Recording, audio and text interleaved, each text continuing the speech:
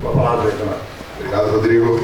Bom dia a todos, prefeitos, participantes, servidores, enfim, todo mundo. Agradecer o convite, a oportunidade. É sempre um prazer poder estar aqui dividindo a experiência com vocês. A gente vive um momento de legislação agora da nova lei de licitações, que eu que trabalho com isso literalmente a vida inteira, né? Meu primeiro emprego, que não foi emprego, foi um estágio, era no setor de licitações de uma empresa que vendia para o governo. A gente prestava serviço e eu tinha mais de 90% do faturamento da empresa de clientes públicos, ou seja, basicamente licitações. Isso eu estou falando para vocês no começo de 95, que era relativamente novo ainda em relação ao 866/93. Então dá para dizer que eu peguei a mudança do Decreto-Lei 267 para 866/93 e a partir disso peguei todas as inovações e todas as modificações que são bem significativas e bem importantes e que nos levam e nos trazem ao momento que a gente está aqui hoje. A gente tem liberdade, espaço e tempo para parar, perguntar, interromper, voltar nos assuntos à medida que for necessário. Então, por favor, quem tiver dúvida, quem quiser fazer algum esclarecimento, embora, por óbvio, a gente vá abrir tempo no final, acho que a gente já pode, considerando também aí que não é um público muito numeroso, a gente pode parar e responder as perguntas no decorrer do assunto à medida que vocês precisarem, sem nenhum problema. Podem interromper, podem demandar. Antes de começar a apresentação e o assunto propriamente dito, até para não esquecer e não deixar passar, vou trazer direto o assunto da necessidade das publicações nos diários oficiais, no Jornal de Circulação e ou no Portal Nacional de Compras Públicas, que é o PNCP. Eu sempre gosto, e vocês vão ver à medida que a apresentação que a gente for passando o dia aí, que eu gosto de trazer o histórico das coisas. E essa confusão entre as necessidades de publicação é mais uma que vem dessa história. O que aconteceu? Quando o projeto de lei que gerou a 14133 foi para a sanção do presidente, ele vetou expressamente a necessidade de publicação nos diários oficiais e a publicação em jornais de grande circulação. Ou seja, teve o veto do presidente da República dizendo o seguinte: não precisa mais publicar, em havendo o portal, que é um lugar, vamos chamar assim, centralizador de todas as publicações, não faz sentido comandar mais as publicações. Eu confesso que ao certo e quais foram as razões que levaram a derrubar o veto e manter e fazer a manutenção do texto original, eu não sei, mas muito provavelmente deva ser pressão do setor jornalístico da imprensa oficial para manter a obrigatoriedade, seja por custo, seja por aquele vínculo, seja por aquela necessidade. Quando o projeto voltou para a sanção, os vetos foram derrubados e se manteve a obrigatoriedade de publicar Diário Oficial da União quando for a União licitante ou tiverem recursos federais, Diário Oficial do Estado quando for o Estado licitante ou houver recursos estaduais, Diário Município quando for o município, mais jornais. O passado da 866 dizia de circulação local. A lei hoje fala de grande circulação.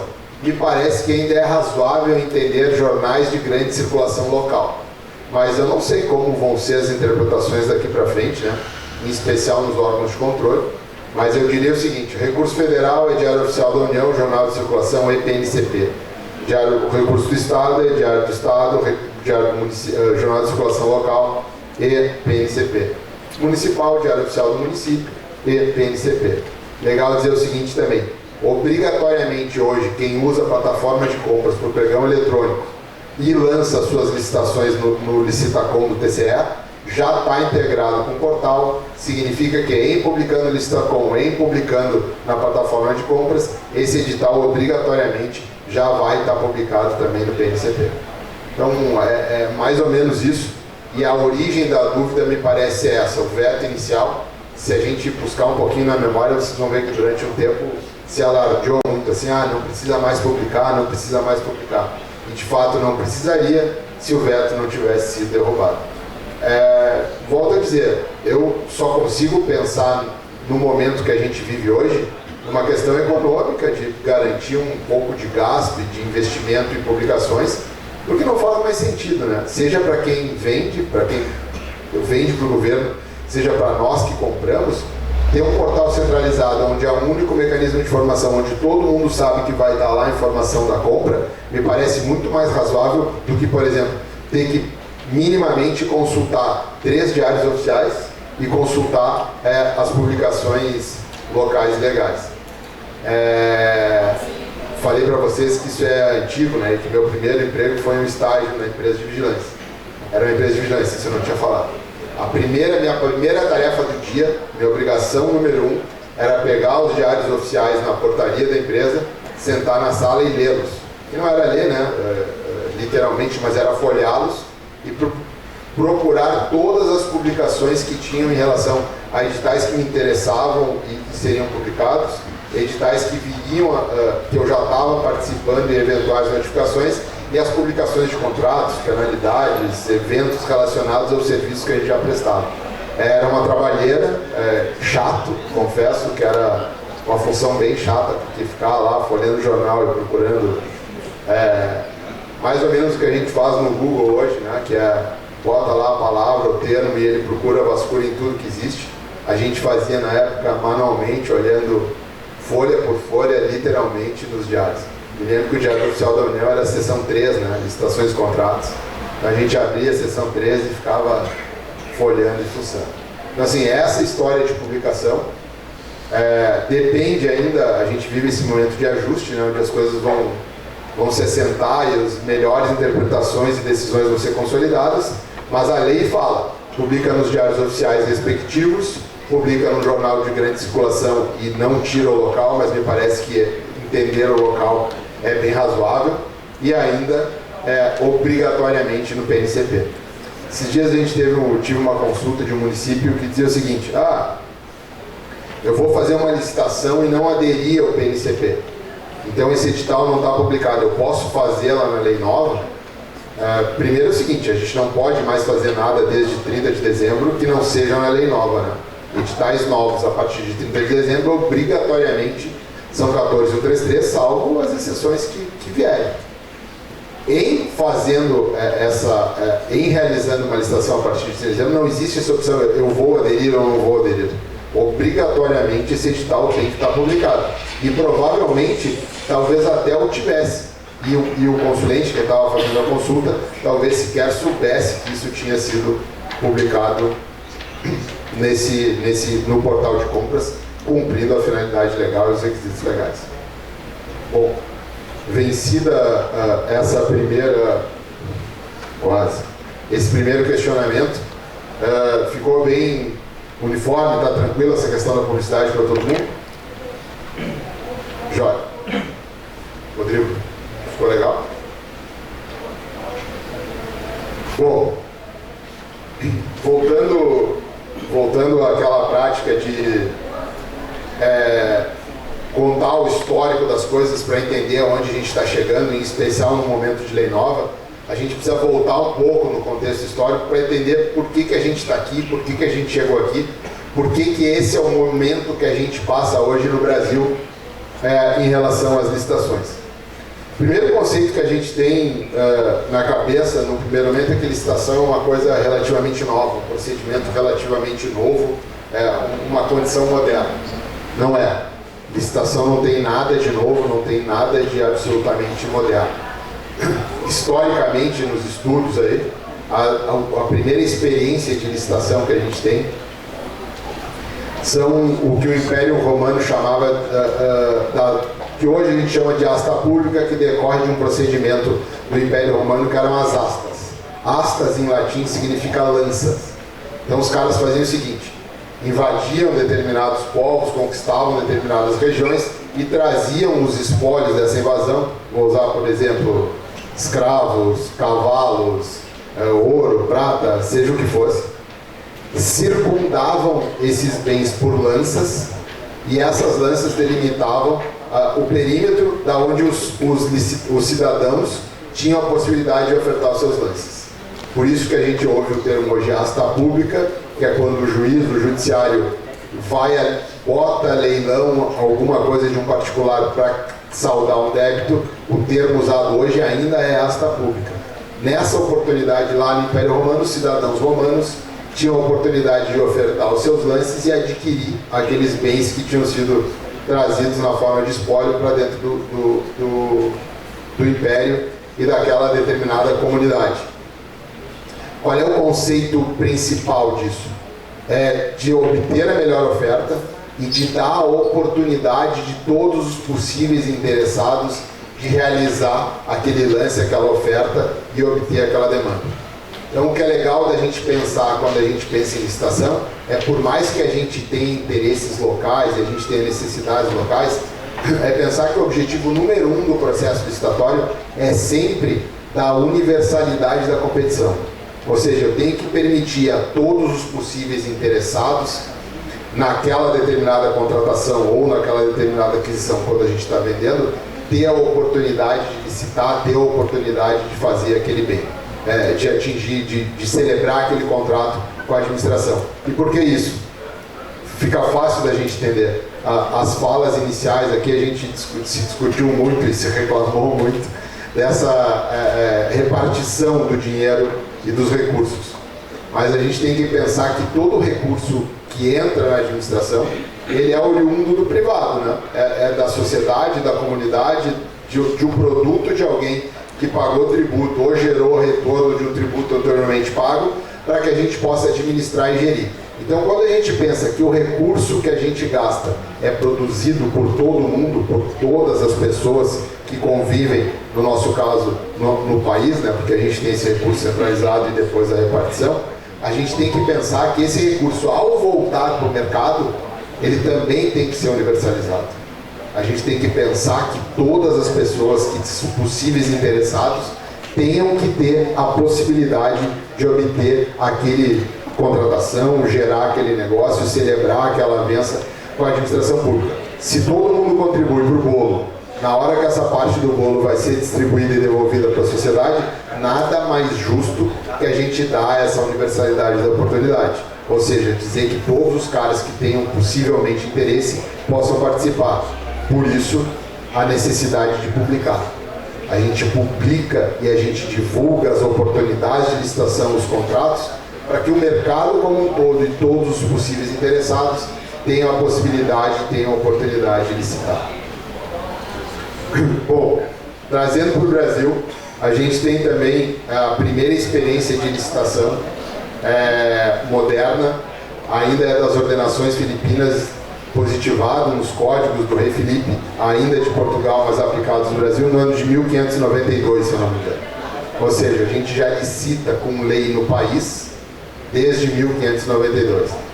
Para não errar a conta aí, eu vou dizer que já são 400 e poucos anos, para não fazer a conta formal, mas a gente já sabe que pelo menos há 400 e poucos anos no Brasil existe a possibilidade e mais do que a possibilidade, a necessidade, a obrigatoriedade de licitar, sempre preservando essa oportunidade.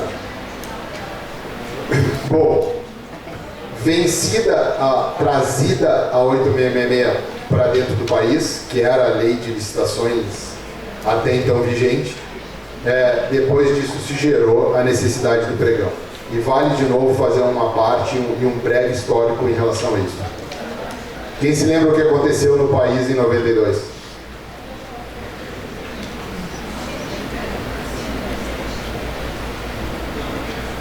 Vídeo. Collor caiu em 92, foi impeachmentado, não sei se esse termo existe, mas foi afastado e na época era escândalo, corrupção, questão dos marajás, basicamente a questão da Elba e do motorista. Coisas que na nossa realidade hoje, sem ideologia, nem para um lado nem para o outro, são ínfimas em relação ao que a gente tem vivido e passado. Mas o cara caiu. E aí veio aquela história no país do seguinte: vamos fazer um processo novo, uma lei nova de licitações, onde seja, não impossível, mas que seja muito mais difícil ter corrupção. Se criou, se trouxe, se positivou no direito a 866/93 com aquela celeuma, com aquele paradigma, com aquele dogma de o seguinte: nos interessa muito mais fazer o processo certinho, redondo, bonitinho, do que de fato atender a necessidade da administração, porque como tem a história de corrupção, eu comprador, eu administrador, eu gestor, não quero deixar nada para trás com a possibilidade de ser apontado, de ser condenado, de ser preso eventualmente, de ser taxado, de ser corrupto. Então a gente viveu no país um momento onde não se buscava o que estava comprando, se era o melhor resultado, se era o melhor objeto.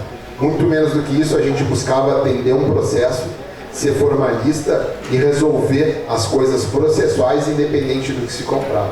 Eu cansei de viver na minha vida, passar por situações, e são exemplos verdadeiros. Uma vez uma licitação de uma obra, uma grande obra, significativamente importante.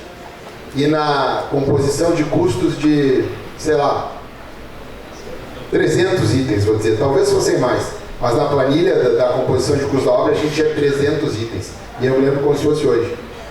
Um dos licitantes com uma proposta significativamente, o que venceu, né, com uma proposta significativamente inferior ao segundo, na hora de fazer a planilha dele lá, e volto a dizer para você, não era tão fácil quanto era hoje, né, muitas vezes a gente digitava um a um e ficava mudando o preço unitário, o cara se passou em relação àquela torneirinha de plástico do canteiro de obra, que tinha um preço máximo admitido para o item. Então era uma diferença, vou chutar, de 100 mil reais em favor do primeiro e para o segundo, onde ele no preço unitário dessa torneirinha de plástico, que as três deviam custar 10 reais, ele em vez de cotar o preço máximo de 10 reais, ele cotou 12. Ou seja, ele ainda 100 mil reais mais barato, ele errou nesse preço unitário de 2 reais e ele foi desclassificado por conta disso. Porque a comissão e a estrutura e a lógica do momento era: façamos tudo certo para não ter nenhum tipo de privilégio, independente de que isso vá me custar mais 100 mil reais. Outra vez eu vi um cara ser desclassificado, também vencedor da proposta licitatória, porque na hora da proposta ele esqueceu de botar a agência bancária na qual ele ia receber os pagamentos oriundos daquele contrato. Faz diferença o cara botar isso na proposta, botar antes de assinar no contrato, ou na hora que está formalizado o contrato, tu não pagar até o momento que o cara formalize qual é a conta bancária que ele vai te pagar? Nenhuma. Mas a gente vivia esse momento, a gente vivia a estrutura, a gente vivia essa condição no país e a gente tinha esses conceitos. E aí, Léo, deixa eu interromper, porque é oportuno. Nesse sentido, dessas questões de formalismo, a nova lei traz uma alteração, uma inversão na ordem, né, do procedimento licitatório. A análise dos documentos de habilitação passou para depois, né? Exatamente. É nesse sentido isso? Não, não é nesse sentido. Mas assim, não é diretamente nesse sentido, mas é um reflexo. A gente vai ver o seguinte: a partir da licitação eu vou chegar no pregão, e do pregão a gente vai ver que a gente vai chegar na 14133. Uma das premissas do pregão é exatamente essa: a gente inverte as fases. Na 8666, a gente olhava primeiro o documento de habilitação e depois preço. No pregão, como na 14133, a gente olha primeiro o preço e depois o documento de habilitação. Isso não significa ignorar o formalismo e não ser formalista, mas significa, é um dos reflexos das experiências que diz o seguinte: te atenta primeiro em obter a melhor proposta, a proposta mais vantajosa, e depois vai para as formalidades necessárias. Vencida essa etapa, e aí a jurisprudência e as modificações legislativas de todo esse período disseram o seguinte: além de tudo, agora ainda te dou a oportunidade de sanar eventuais irregularidades que não existiam na 866 e vieram por conta do pregão e trazidos também obrigatoriamente para 14133. E faz o procedimento ser mais rápido, né? Porque antes o cara tinha que analisar a documentação de todos os concorrentes. Agora ele vai analisar só daquele que venceu, a princípio. Isso. A celeridade, né? Celeridade, é isso aí. Faz com que o processo seja mais rápido, mais barato, mais ágil, mais célere e melhor para todo mundo. Quem vende também, talvez não diga goste no sentido de... Porque sempre esse tumulto processual e essa competitividade dá margem para o cara que tem mais estrutura, mais expertise, aumentar a chance de ganhar, embora não tenha o melhor preço ou o melhor produto. Mas via de regra os licitantes gostam bastante, porque ele é um processo muito mais sério e muito mais rápido. Eu vou falar isso em relação ao pregão, mas já que a gente já entrou, é legal dizer bem rapidinho. Imagina lá numa empresa onde a gente estava trabalhando só com 8666 que ou tu ias na licitação presencialmente, que era a grande maioria das vezes, ou tu mandava por correio as tuas propostas. Existiam várias licitações onde não era permitido mandar por correio. Tinha que entregar presencialmente lá os envelopes. Hoje a gente fala de pregão eletrônico, que dá para dizer o seguinte: o cara aqui em Taquari, se ele quiser agora, nesse momento, está licitando em Manaus, ele está licitando pelo site dele, sentado no computador dele, sem gastar R$1. Salvo conexão, luz, essas coisas, mas que são isoladas. Num tempo passado seria absolutamente impossível alguém daqui licitar em Manaus, porque tu não ia pegar um avião, tu não ia chegar lá, tu não ia ter tempo, tu não ia despender tudo isso para ter uma oportunidade de participar do processo licitatório que talvez tu ganhasse ou não ganhasse, e provavelmente tu não irias ganhar. Então, essas modernidades, essas coisas reduziram muito o custo do processo para todo mundo, seja para nós gestores, seja para quem vende, o que objetivamente deve gerar um custo menor. Tá bom. Bom, o que aconteceu então? A gente tinha lá, com essa mudança da 8666, uma regra, um processo célere, burocrático, onde a gente ficava procurando pelinho em ovo, assim, para inabilitar os caras. A gente não ficava procurando se o cara era o melhor produto, se aquilo era a melhor descrição, se aquilo de fato nos atendia. A gente ficava procurando elementos para inabilitar, para afastar os caras. A gente pegava documentos dos licitantes de 300, 400 folhas, rubricava um a um, e cada um dos caras representantes das empresas ficava tentando procurar uma vírgula num documento diferente que não tinha determinado requisito para ver se inabilitava o cara. O que aconteceu no nosso vizinho Argentina, que hoje não passa por um bom momento, mas já passou por muitos bons momentos, inclusive alguns muito melhores do que os nossos. Os caras fizeram o seguinte: resolveram privatizar o setor de telecomunicações. Os mais novos não vão se lembrar, os mais antigos vão. A gente tinha uma companhia no estado que chamava CRT, Companhia Rio Grandense de Telecomunicações. Tinha gente, pessoas, cidadãos, que a fonte de renda desses caras era locar telefone. Telefone fixo era uma coisa no Brasil tão difícil e tão rara que os caras compravam telefones e locavam para as pessoas como mecanismo de renda. Assim como hoje os caras locam terreno, pavilhão, prédio, apartamento, os caras compravam telefone para alocar telefone e trazer isso para dentro do país, para trazer isso para o seu patrimônio e ter oportunidade de renda. Bom, veio a geração celular. E a Argentina privatizou o setor de telecomunicações e... Tudo bem? Privatizou o setor de telecomunicações e teve muito sucesso. O Brasil, na época, resolveu fazer o seguinte: bom, vamos privatizar também o setor de telecomunicações e vamos criar uma forma de contratar melhor. Porque eu não posso ter um processo licitatório na 866, onde eu levo entre 7 e 8 meses a abrir o processo licitatório e receber minha utilidade, e eu vá ter esse atendimento, ter essa utilidade. Como é que eu vou fiscalizar a tecnologia desses caras sem ter a possibilidade de fazer isso? Bom, se precisou ter uma necessidade de uma autorização legislativa, e se lançou a Lei 9642, onde se determinou a possibilidade da primeira agência reguladora no país, que foi a Anatel, Agência Nacional de Telecomunicações, que é, entre aspas, aí, a mãe da NTT, a mãe da ANP, a mãe da ANEL, a mãe da ANAGUA, é a primeira agência reguladora, copiada do direito inglês, onde os caras tinham essa possibilidade. E aí se diz o seguinte: bom, já que a gente vai privatizar, já que a gente vai criar uma agência reguladora, vamos criar uma modalidade nova de licitação. Dentro dessa lei se permitiu a possibilidade de licitar no Brasil mediante duas modalidades: pregão e consulta. No direito não é diferente da vida, né? Pouco se cria, quase tudo se copia. Os caras foram no regulamento de compras do Banco Mundial, trouxeram essas duas modalidades para dentro da legislação brasileira. Ou seja, no âmbito do país, lá no ano de 97, nós tínhamos a possibilidade de licitar via pregão para bens e serviços comuns, que a gente chega depois, consulta para as outras contratações exclusivamente no âmbito do processo licitatório da Anatel para o Ministério das Comunicações, que eram as mesmas estruturas ainda não devidamente definidas. Eu me lembro que ainda trabalhando lá, fui no primeiro pregão, meu primeiro pregão, né? Que era para serviço de vigilância. Chegou um cara engravatado, se fez um projetor, se abriu o pregão, a gente entregou os envelopes, não deu lance, não fez competitividade nenhuma, e a gente dizia o seguinte: que bobagem, que palhaçada esse troço. Isso aí não serve para nada, é só para criar uma modalidade nova, só para fazer mais uma confusão, só para gerar mais problema para quem está licitando. Os caras começaram a licitar em 97, final de 97, fizeram todo o apurado do ano do que licitaram em 98 e compararam com as compras anteriores.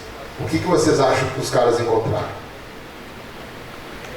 Imagina, licitavam, vamos fazer os termos exatos, licitaram 97 inteiro pela 8666, licitaram 98 inteiro com a possibilidade de pregão. Aquilo que eles fizeram por pregão, comparando com o que eles fizeram pela 8666, tomar de preço, concorrência e convite, foi comparado. O que vocês acham que encontraram?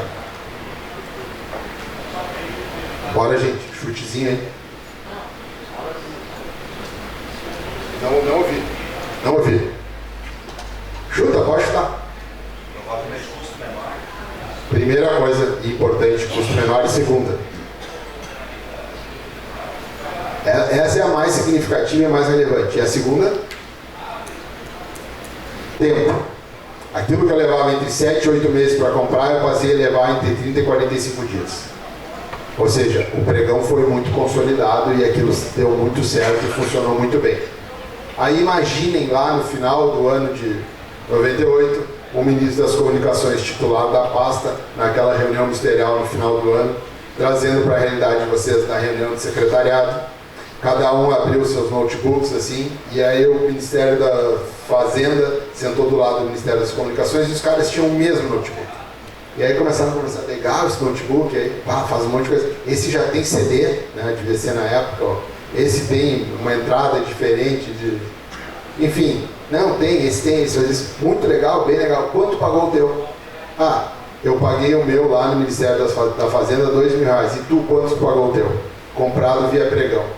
O que vocês imaginam que essa redução de custo gerou? Falou em redução de custo, falei que acertou. O que o pregão gerou no primeiro momento de redução de preço nas compras governamentais? Chutem aí percentualmente. 50, o prefeito disse aqui, presidente. Pouco menos, 30%. A gente estima hoje o mercado de compras públicas governamentais no país em 500 bilhões de reais. 30% é um número bem significativo. E aí o ministro das Telecomunicações disse para o da Fazenda: não, meu custou 1.400, porque lá eu licito via pregão e além do preço ser menor, o tempo de contratação é muito menor e o processo muito mais sério. O que vocês acham que aconteceu? Eu, como vendia na época, eu fazia assim: quando eu entrava no Ministério das Comunicações, existia pregão. Quando eu saía do Ministério das Comunicações, não existia mais pregão. Qual é o próximo passo? Estender. Por que só um único ministério, por que só uma agência regulamentadora vai ter a possibilidade de fazer uma modalidade que é mais célere, mais rápida e mais barata? Não fazia sentido. Aí se fez via medidas provisórias a possibilidade de todo o governo federal licitar na modalidade de pregão. A gente vivia no país então, mais ou menos como hoje, o governo federal, que é o mais rico, era também o único que tinha a melhor modalidade de contratar. Para estados e municípios não valia, não existia essa possibilidade. Isso a gente está falando de 97 até 2002, quando aí sim veio a Lei 10.520, que é a lei que a gente trata e trabalhava até dezembro, que estendeu a possibilidade de fazer via pregão todas as licitações e contratações que a gente entendesse, desde que considerados bens e serviços comuns. Portanto, durante 5 anos só existia a possibilidade de licitar pregão no governo federal. Depois de 2002 para cá, essa possibilidade foi estendida para estados e municípios. Com uma ressalva: a gente vivia com 2 leis.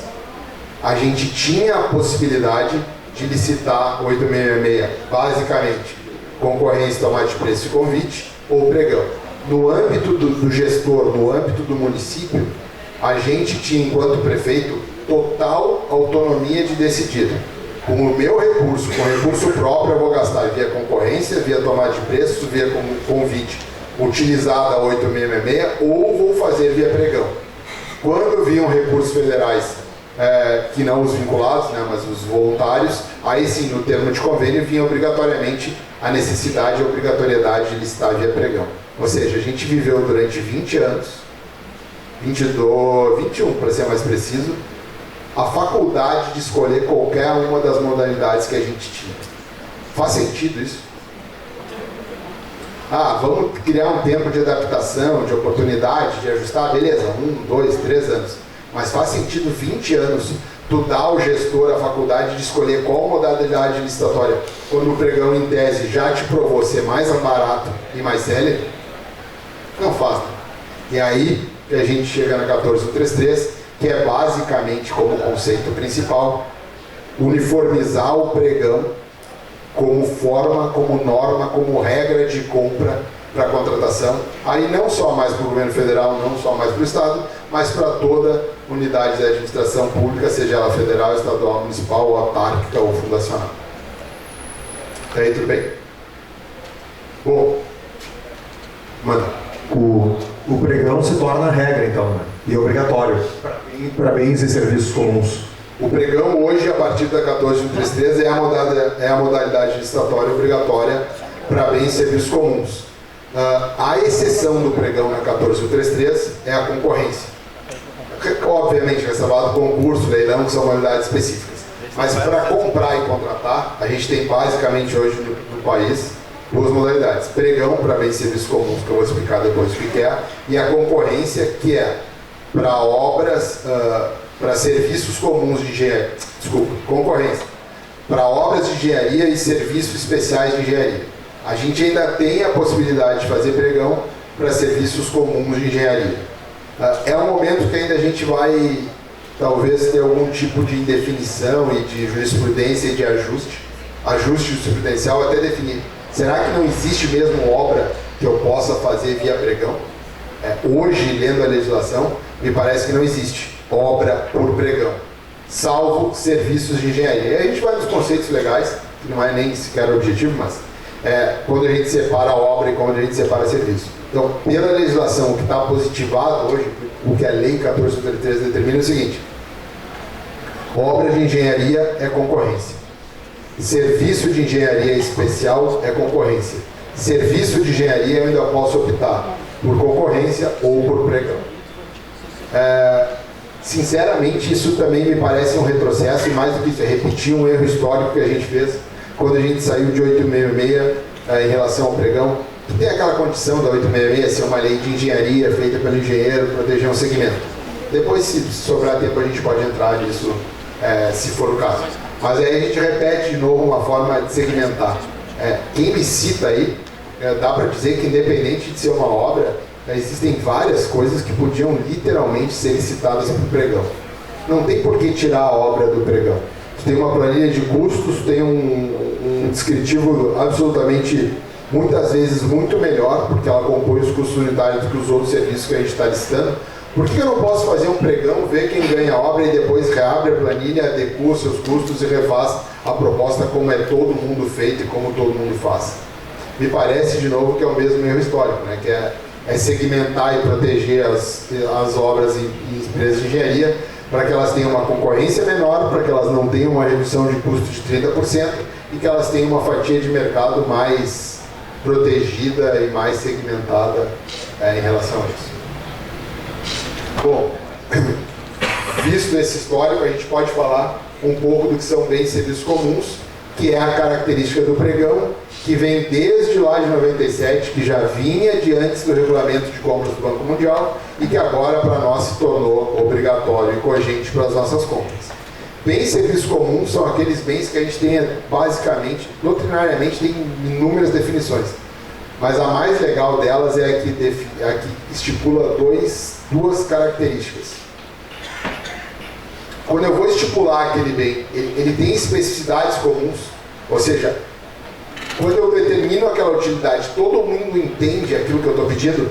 Um exemplo, vou comprar cano. Aí quando eu digo cano de 10 milímetros, 50 milímetros ou 100 milímetros.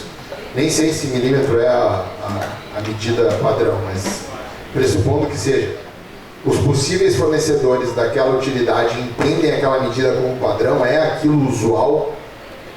Se é uma característica que é possível, que é comum, que ela é encontrável no mercado de uma forma fácil, ele é bem serviço comum. E segunda característica é que haja um mercado. Ter um mercado é que eu tenha mais possibilidades, mais empresas produtoras, mais revendedores, mais caras que possam atender aquela utilidade naquele momento. Se vocês pararem para pensar, ou fizeram agora, vão ver que quase tudo é bem de serviço comum, respeitadas essas duas características. Bem serviço comum não pode ser misturado nem confundido de jeito nenhum com coisa barata, com produto de má qualidade, com produto onde a gente encontra em qualquer lugar, a qualquer momento. Bem serviço comum é que hajam essas duas características. Eu tenho especificações usuais no mercado e eu tenho um mercado. Quase tudo é bem serviço comum. A gente contrata plano de telefone celular, a gente contrata serviço de coleta de lixo que não tem nada de comum, de simples de fazer, mas para efeito de enquadramento legal, eles são caracterizados como bem serviço comum e assim devem ser enquadrados e assim devem ser respeitados. Basicamente, a regra hoje, desde dezembro, é licitamos pela 14133 e dentro da 14133 a gente licita praticamente tudo via pregão, em se enquadrando em bens e serviços comuns e ainda os serviços comuns de engenharia. Dificilmente a gente vai sair dos bens e serviços comuns, a gente vai sair do pregão para fazer contratação. Raras vão ser as licitações que não sejam as de obra, que vocês estejam trabalhando na modalidade de concorrência. Fazendo essa vírgula da concorrência também é o seguinte, e aí pode ser a gente tem aquelas dificuldades de mudar e de entender as coisas, né? Falei para vocês que o primeiro pregão que eu fui, para mim, parecia um absurdo. Uma coisa que eu tenho lido e visto agora, que para mim me causa espécie, assim, me dá um pouco de... eu não consigo entender, é quando eu vejo concorrência eletrônica. E aí volta a dizer, pode ser uma coisa de velho, pode ser uma coisa de antigo, que a gente ainda não sabe, não se adaptou e não viu como funciona, mas para mim, e por conta dessa experiência passada, a concorrência para mim é física, é presencial, é entregar os documentos e é ter um requisito formal um pouco maior. Pode ser que eu possa estar errado, mas se tu vais fazer uma concorrência eletrônica, que é basicamente a mesma coisa que o pregão, porque tu vai mandar os documentos eletronicamente, tu vai usar a plataforma, por que tu não faz tudo via pregão então? Por que eu vou fazer uma concorrência eletrônica para uma obra, onde eu vou ter lance, eu vou lançar os documentos mediante concorrência, por que eu não faço um pregão? Pode ser um miguezinho para chamar de concorrência aquilo que tu quer fazer pregão, né? Pode ser que sim, mas aí pode dar problema, né, também, né? Depois do controle externo e tal, né? Eu te diria que prefeito de controle externo aqui o nosso tribunal tem algumas decisões às vezes complicadas, mas teoricamente se tu estiveres ampliando, ou seja, embora usando a concorrência e tu está aumentando a competitividade, tu está ofertando ou possibilitando os caras ofertar lances, teoricamente tá melhorando, tá abrindo a concorrência, mas assim, não me parece de verdade fazer um pouco de sentido. Olhando a definição legal da 14133, quando a gente lê a definição de concorrência, só fala modalidade para obras e serviços especiais de engenharia, não fala mais nada. Aí de novo, aquela história que a gente tem na cabeça. Eu tenho na cabeça a concorrência da 8666, que é a única referência que eu tenho. Se a lei nova me diz concorrência na 14133 é isso, ele só me diz concorrência na 14133 é para isso, mas ela não me diz o que ela é, ela me diz para que ela serve. Eu vou usar a minha referência passada, né? Seja porque é o que está legislado, seja por ser velho. É o que a gente usa, por fazer a prática anterior em relação a isso.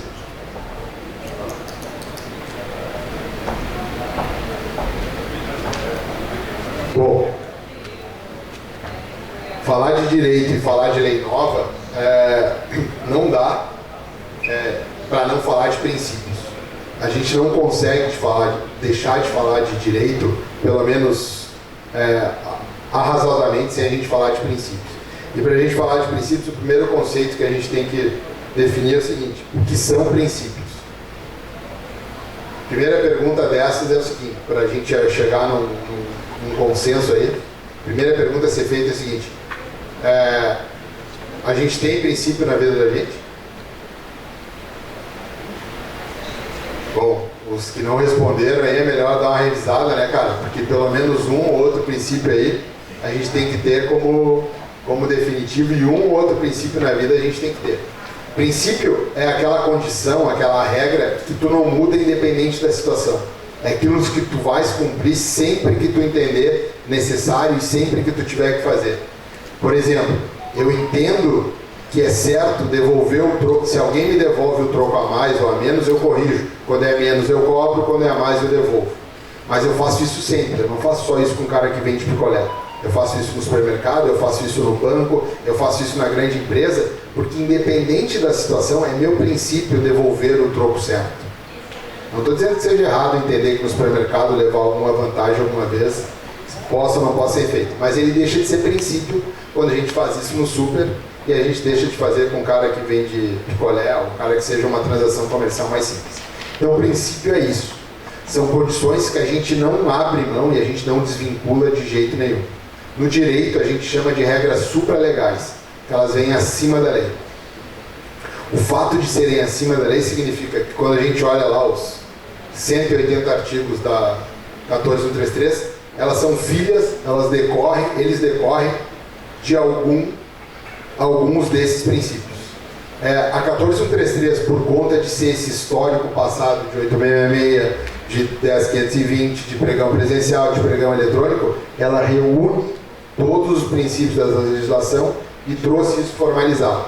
Para nós, cujo objeto hoje é falar de DFD, Documento de Formulação de Demanda, e plano de contratações, contratos anuais, o princípio que nos interessa aqui é um só: planejamento. A gente, quando fala de DFD e quando a gente fala de plano anual de contratações, eles decorrem do princípio de planejamento.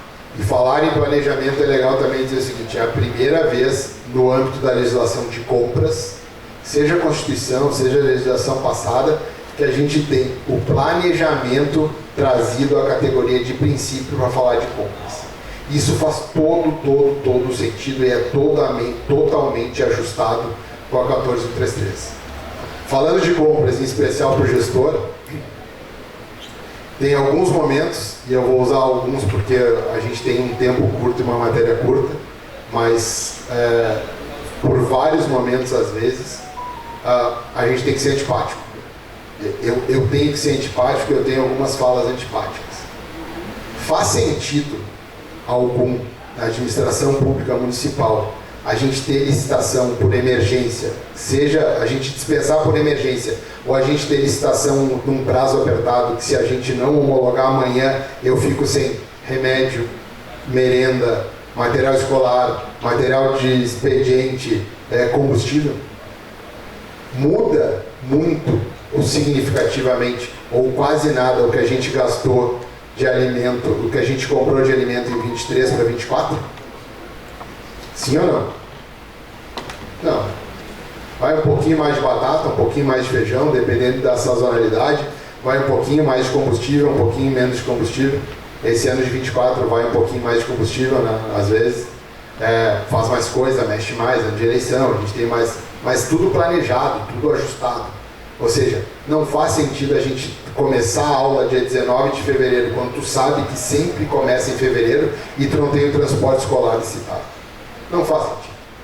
É falta de planejamento, é falta de organização, é falta de lidar com as coisas minimamente. Sendo antipático, talvez um pouco mais. O setor de licitações organizadas do município, e eu estou à frente de procuradorias, e aí é aquela história, né, a Casa de Ferreira e Espeto de Palmas, que eu estou à frente, a gente não faz também.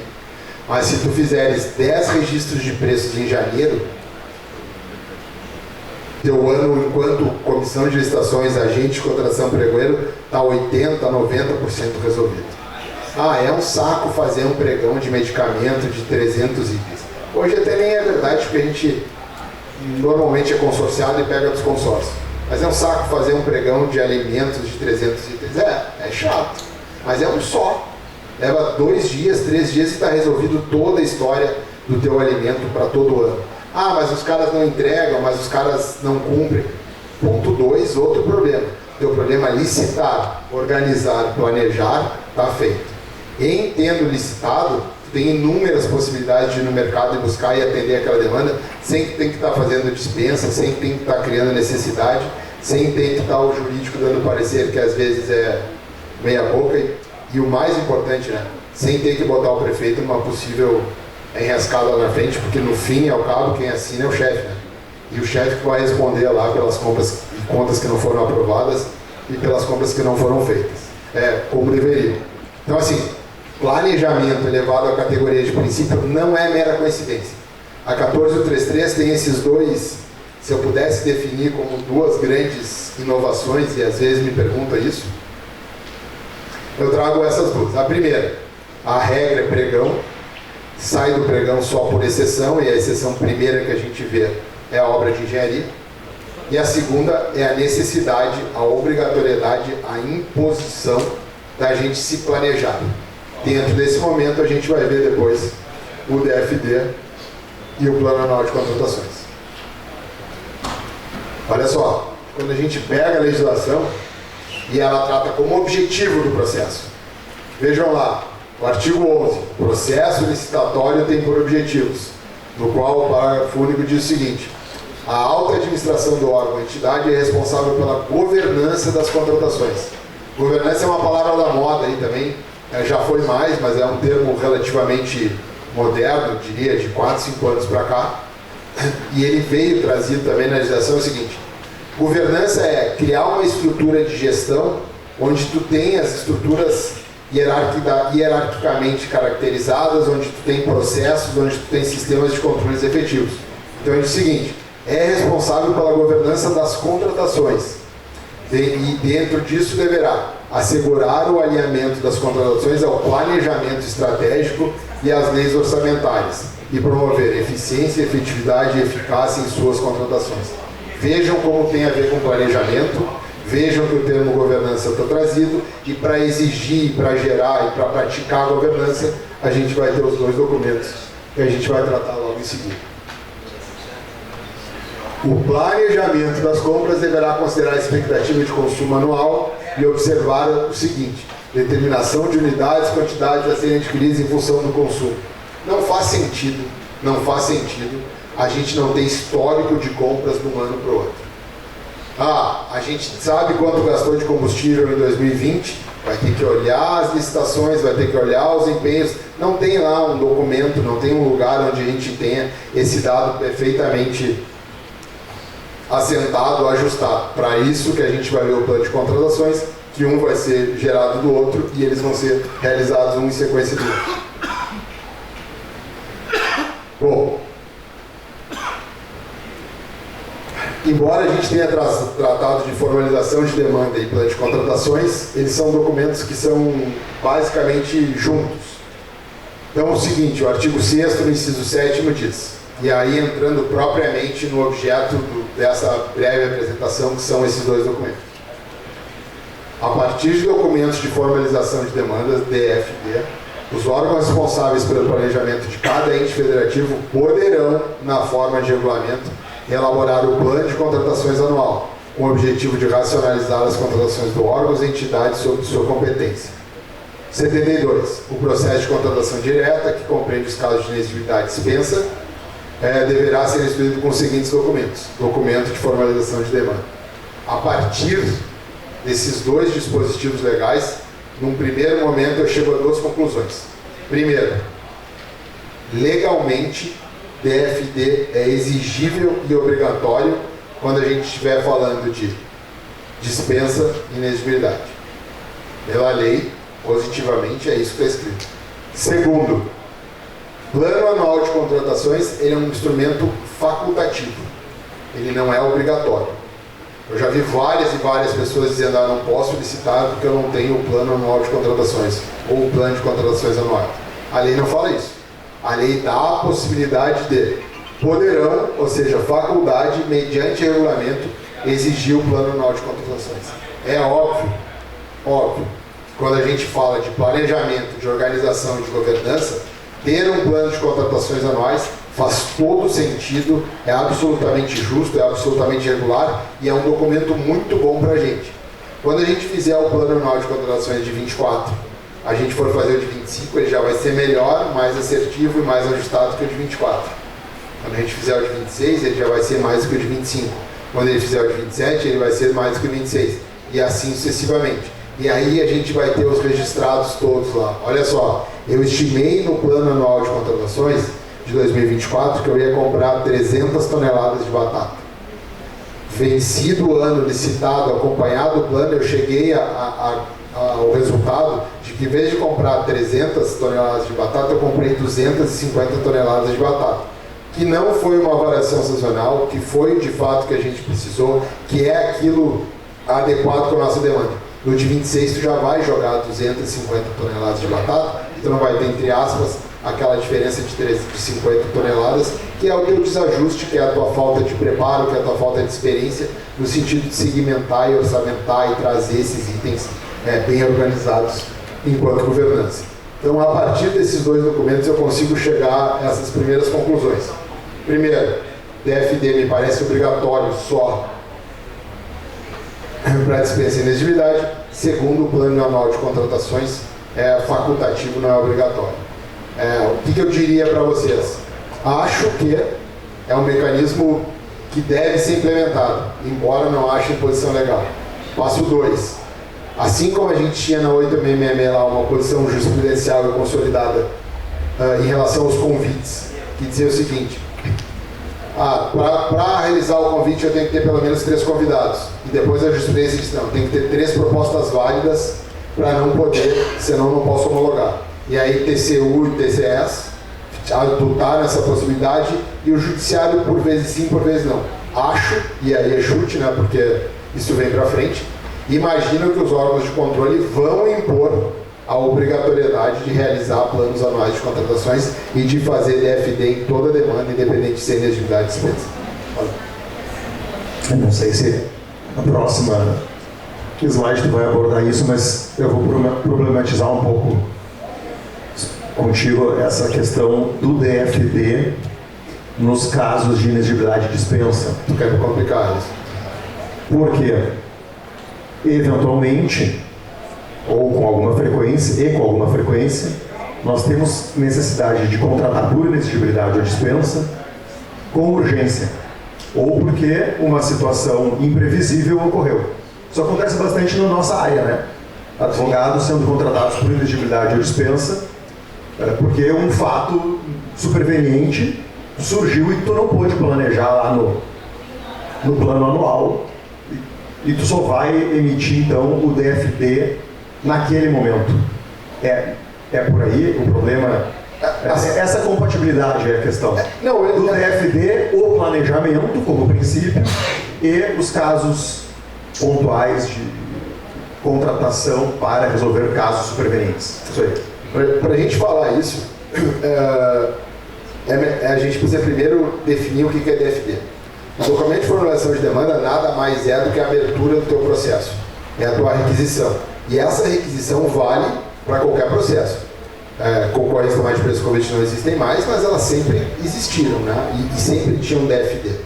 E esse DFD continua valendo hoje. Embora talvez tu não dê o nome de DFD, mas quando tu faz a solicitação da requisição do processo, tu fazes isso no sentido de dizer o seguinte: olha só, tal unidade precisa de tal coisa para fazer tal atendimento, e pede para alguém. Isso é o DFD. O que a lei trouxe? Quanto melhor for o teu DFD e quanto melhor estruturado ele tiver, maior é a chance de tu obter uma boa contratação. Voltando àquela história do antipático. Na grande maioria das vezes, quando a gente compra mal, é porque a gente não sabe o que a gente está comprando, a gente não sabe o que custa, ou pior do que isso, a gente não sabe escrever e pedir aquilo que a gente está pedindo. O mercado não está lá para nos ajudar, eles estão lá para trazer a melhor oportunidade de negócio, a mais lucrativa, vender o mais que eles puderem pelo maior preço possível para nós. Enquanto nós temos uma obrigação diferente, que é comprar só o que a gente precisa pelo menor preço possível para atender a nossa demanda. Por isso a gente tem a licitação para organizar essa oferta e essa procura. Sob esse aspecto, o DFD tem esse objetivo de melhorar, de planejar e de embasar o teu plano anual de contratações. Então eu te diria o seguinte, Rodrigo, mesmo que seja urgente do dia para hoje, não está inexigível de fazer o DFD, tu não está dispensado de fazer meio redundante, né? Inexigível dispensa e dispensa inexigibilidade, mas enfim, tu não está desobrigado de fazer o DFD mesmo que seja de uma coisa para outra, porque o DFD, como a gente vai ver logo adiante, é um documento bem simples. E outra, para tu contratar, só para tu ires ao mercado e tu gerar um contrato, tu já tem os requisitos necessários para fazer o DFD. Tu tem que dizer o que tu quer contratar, para que tu quer contratar, de que preço tu quer contratar e quem tu vai contratar. Exatamente. Então ele acho que não tem mistério. Acho que é muito fácil de fazer. Então, e aí volto a dizer, em que pese a lei tratar o DFD como obrigatório só para dispensa e inexigibilidade, me parece aplicável e mais do que isso, me parece de bom senso fazer isso em toda a modalidade de licitação, independente da gente estar falando de dispensa e inexigibilidade. Bom, trouxe duas definições vigentes e válidas aí do que seriam os DFDs. A gente fica falando em tese, se quiserem depois o material fica disponível no site, né, Rodrigo? Tá lá, é só pegar o que não... Pode tirar a foto que tu quiser, mas depois ele está disponível lá também, pode obter o material tranquilamente. A primeira definição é do Tribunal Regional do Trabalho da 2ª Região, que diz o seguinte: trata-se do instrumento que dá início ao processo de planejamento da aquisição de produto ou serviço. Que é início, todos nós sabemos, isso ficou claro, né? Se é formalização de demanda, é alguém pedindo por alguma coisa. Qual é a ideia legal naquela definição do TRT ali? Qual é o conceito bacana? Princípio, né? Planejamento.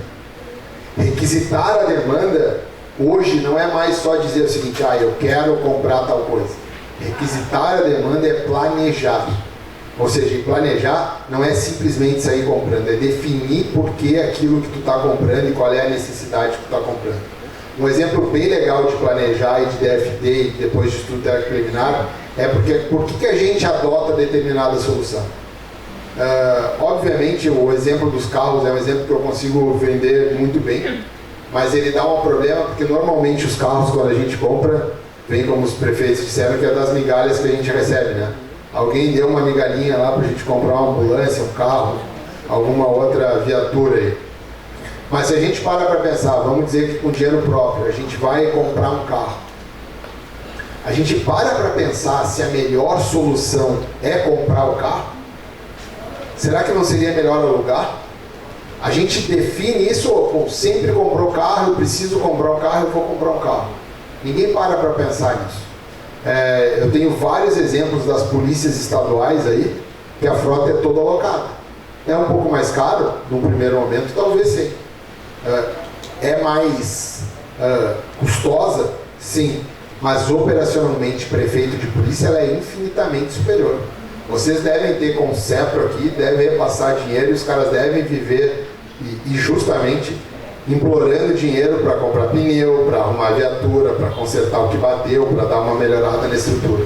Carro alugado, tu só liga pro cara e diz o seguinte: fulano, o carro deu pau, bota outro na frota. Tem um preço, obviamente que tem um preço, mas a gente para trabalhar se o tempo que eu fico sem uma viatura da polícia, ou o custo que eu tenho de licitar para consertar esse cara, ou o problema que eu tenho de fazer um eventual seguro, compensa ou não compensa esse ajuste, a gente não para pensar. A gente sai adotando procedimentos que eram realizados da mesma forma e da mesma maneira. Considerando que planejar é um princípio e considerando que o DFD é o documento que abre a tua demanda, faz sentido que ele exista em qualquer documento e que ele seja: planeja a tua aquisição ou contratação. Para que tu quer, por que tu quer, qual é o objetivo, quais são os resultados que tu espera. Na lei hoje, no pregão, a gente tem 3 documentos importantes no processo: DFD, estudo técnico preliminar e termo de referência. Um bom DFD é quase igual a um estudo técnico preliminar, que é quase igual a um termo de referência. São pouquíssimas coisas que a gente acresce de uma fase para outra. O inverso também é verdade. Saiu mal o DFD, provavelmente saia mal o estudo técnico preliminar, muito provavelmente saia mal o tempo de referência, que vai resultar muito provavelmente numa compra ruim. Vejam que quando o planejamento foi elevado à categoria de princípio, não foi à toa, não foi mera coincidência, ele veio oportunamente para que a gente adote e pense essas coisas como um todo. Definição do TCU, que é uma definição ainda da 8666, ou seja, DFD é o nome que os caras deram para o início do processo, que sempre existiu, sempre necessário e sempre foi um documento, mas que está lá, desde ainda da 8666, com a definição do TCU. Documento assinado pelo requisitante que explicita a necessidade da contratação em termos do negócio da organização. O negócio da organização tem a ver ali com as regras de empresas públicas, né, que tem algumas peculiaridades e especificidades. Ou seja, o DFD nada mais é do que abrir no teu processo. A diferença, a importância que ele está trazida em relação agora na 1433, vem no planejar. Não é meramente fazer um pedido. Pensa naquilo que tu vais comprar, para que tu vais comprar e quais são os resultados que tu espera da tua contratação.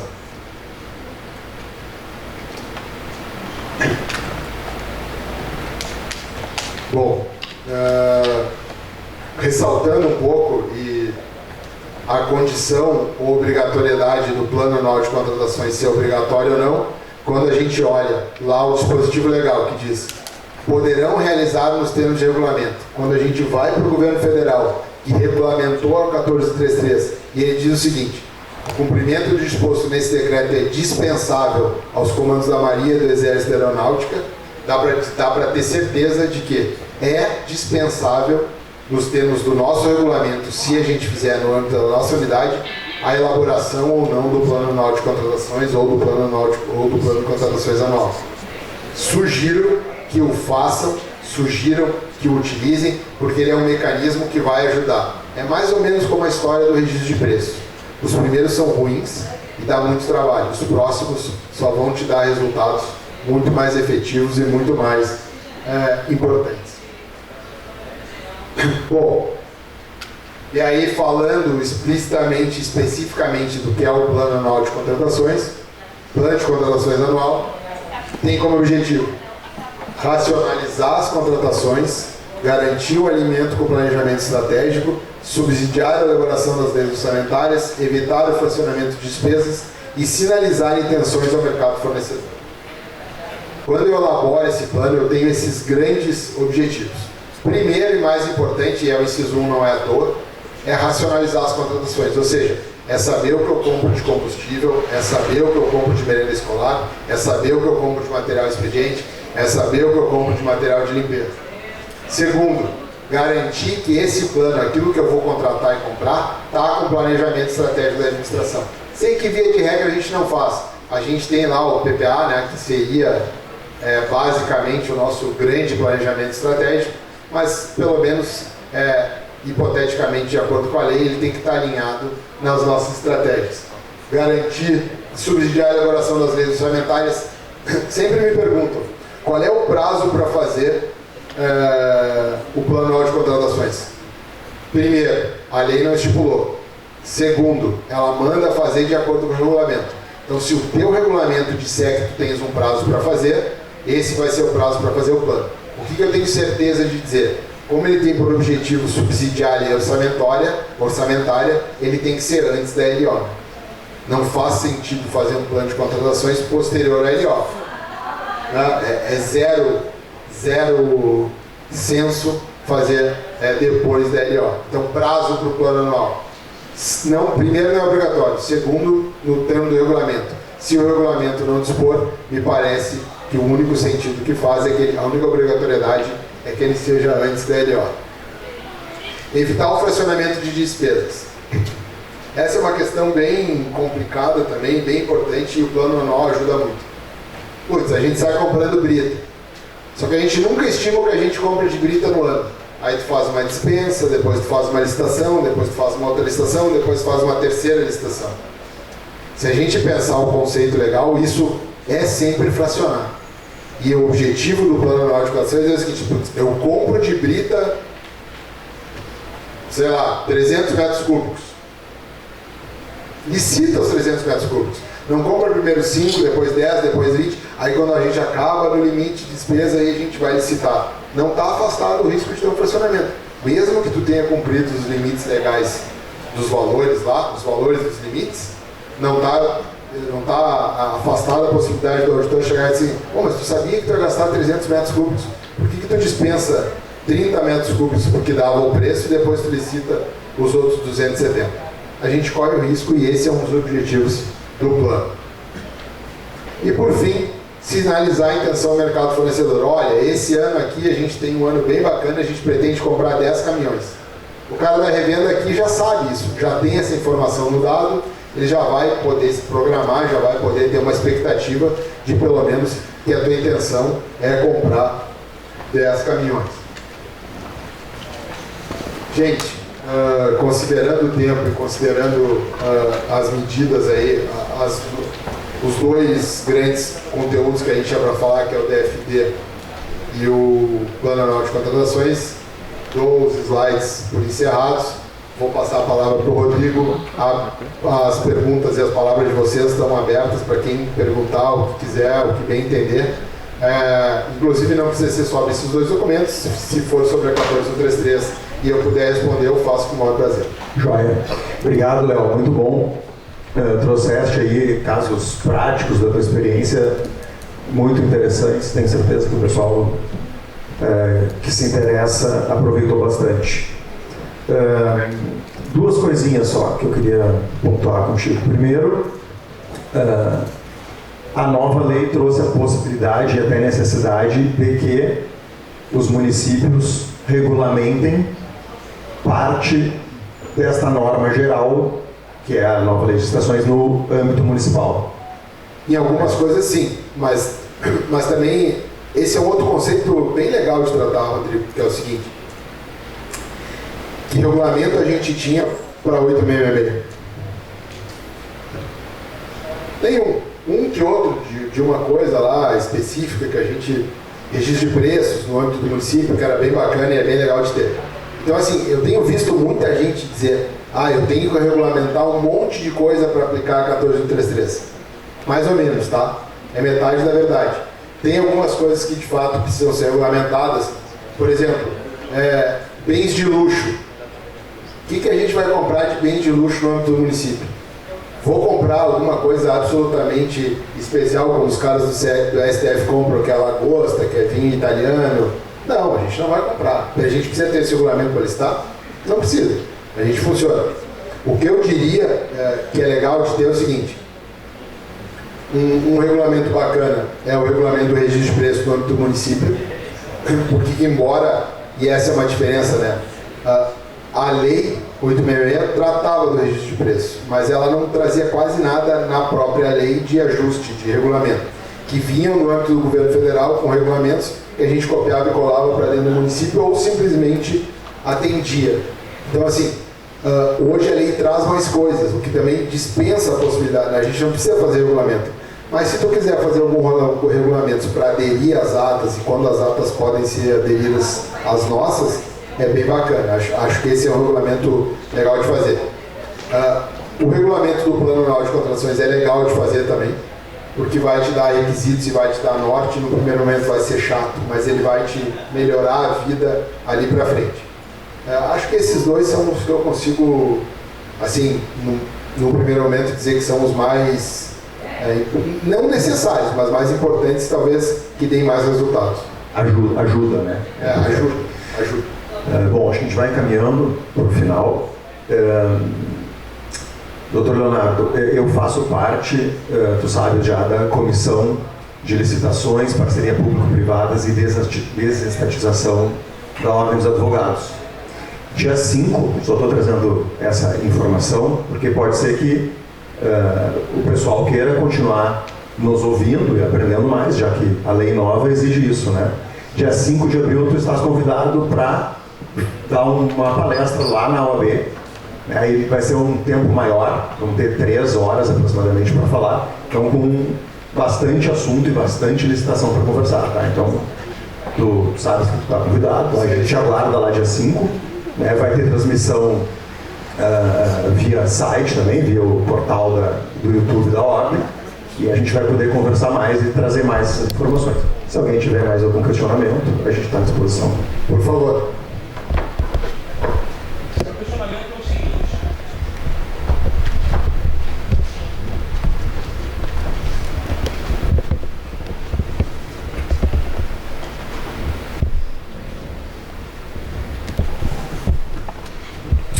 Meu questionamento é o seguinte: a 1433 ela não nos deixa fazer, até a revogação da 866, a combinação das duas leis, né? Não podia usar de forma combinada as duas leis. A lei 866 foi revogada no dia 29 de dezembro. E como fica a carona ou a adesão à ata, né? Hoje as atas todas são feitas pela 866. As atas que a gente tem, poucas atas em vigor, poucos registros de preço em vigor, que são pela 1433. E o próprio decreto que regulamentou os artigos 82 e 86 da 1433, onde está a adesão da ata, diz, lá, não lembro qual artigo agora, que segue em plena vigência a ata feita pela 866. A minha pergunta: eu utilizando os critérios da 1433, eu posso fazer adesão à ata em vigor que foi feita pela 866, sem que eu incorra na proibição do artigo 191 da 1433? A lei tratou disso quando ela diz o seguinte: o que vai permanecer vigente segue vigente. Então, por exemplo, se a gente celebrou lá um contrato em 29 de dezembro de 2023 pela 8666, a gente pode prorrogá-los até 60 meses, e, ou seja, ele vai viver 24, 25, 26, 27, 28. E ele vai ser regulamentado e vai ser observado, vai ser praticado na forma da 8666. Se tu tens licitações e atas vigentes antes da 14133, no âmbito da 866, ele vai seguir as mesmas regras próprias daquele momento. E aí vale te dizer o seguinte: a história do regulamento. Na hora que a licitação lá, que a ata foi firmada e foi registrada, tu tinha um regulamento válido, seja para quem licitou, seja para quem vai aderir. Esses dois mecanismos têm que ser respeitados, sob o meu ponto de vista. Acho que tu não vai aplicar nada da 14133. A regra que estava válida lá vai continuar valendo naquele momento. Por exemplo, vou te dar um exemplo legal. Ainda na vigência da 8666, o que determinava os quantitativos máximos possíveis de fazer as adesões era um decreto. Ou seja, se tu tinha decreto no município que estava aderindo e no município que tinha feito a ata, ou no consórcio que tinha feito a ata, diferente do decreto, ele era válido. Então, por exemplo, decreto do município de Cacimbinhas dizia que ele podia jogar aquela ata lá, que aquela ata podia ter adesão no quantitativo de até 10 vezes da ata. Beleza, estava valendo e continuava valendo. Hoje, a gente não tem mais essa peculiaridade porque a lei diz: eu só posso dobrar e cada uma das adesões é no máximo de 50%. Então eu te diria o seguinte: valem as regras do momento onde ela vigorava. Se a ata é da 866, gerada por uma licitação da 866, com um decreto que regulamentava aquele momento, é lá que vale.